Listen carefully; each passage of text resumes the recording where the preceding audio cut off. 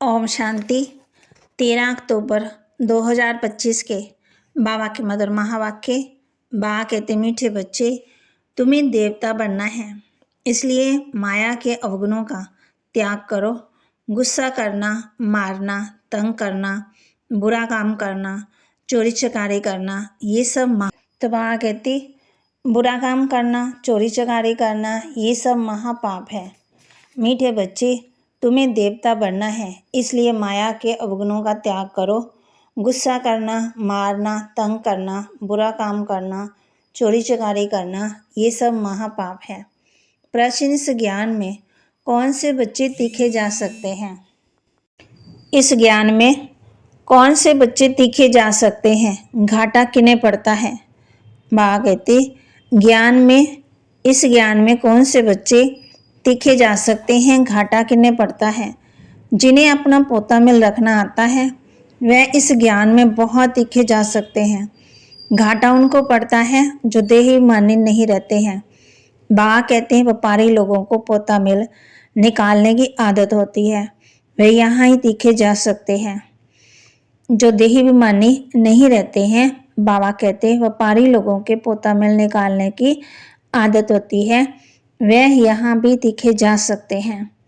गीत मुखड़ा देख ले प्राणी मन दर्पण में। धारणा के लिए मुख्य सार। अंदर में अपने जांच कर दैवी गुण धारण करने हैं। खराब आदतों को निकालना है। प्रतिज्ञा करनी है, बाबा हम कभी भी बुरा काम नहीं करेंगे। अंदर में अपनी जांच कर दैवी गुण धारण करने हैं। खराब आदतों को निकालना है। प्रतिज्ञा कर, बाबा हम कभी भी बुरा काम नहीं करेंगे। कर्मातीत अवस्था को प्राप्त करने के लिए याद की रेस करनी है। रूहानी सेवा में तत्पर रहना है। बड़ों का रिगार्ड रखना है। कर्मातीत अवस्था को प्राप्त करने के लिए याद की रेस करनी है। रूहानी सेवा में तत्पर रहना है। बड़ों का रिगार्ड रखना है। वरदान। फॉलो फादर के पाठ द्वारा मुश्किल को सहज बनाने वाले तीव्र पुरुषार्थी भव। फॉलो फादर के पाठ द्वारा मुश्किल को सहज बनाने वाले तीव्र पुरुषार्थी भव। मुश्किल को सहज बनाने का लास्ट पुरुषार्थ में सफलता प्राप्त करने के लिए पहला पाठ है फॉलो फादर। ये पहला पाठ ही लास्ट स्टेज को समीप लाने वाला है। इस पाठ से इस पाठ में अबुल एक रस और तीव्र पुरुषार्थी बन जाएंगे, क्योंकि किसी भी बात में मुश्किल तब लगता है जब फॉलो करने के बजाय अपनी बुद्धि चलाते हो। इससे अपने ही संकल्प के जाल में फंस जाते हो। फिर समय भी लगता है और शक्ति भी लगती है।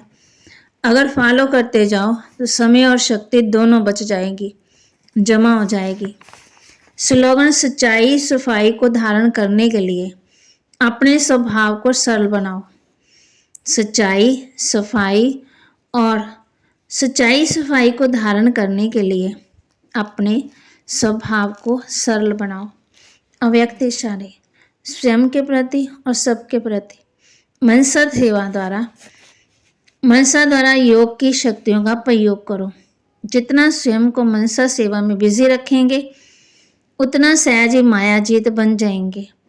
से स्वयं के प्रति भावुक नहीं बनो, लेकिन औरों को भी शुभ भावना और शुभकामना द्वारा परिवर्तित करने की सेवा करो। भावना और ज्ञान, स्नेह और योग दोनों का बैलेंस हो। कल्याणकारी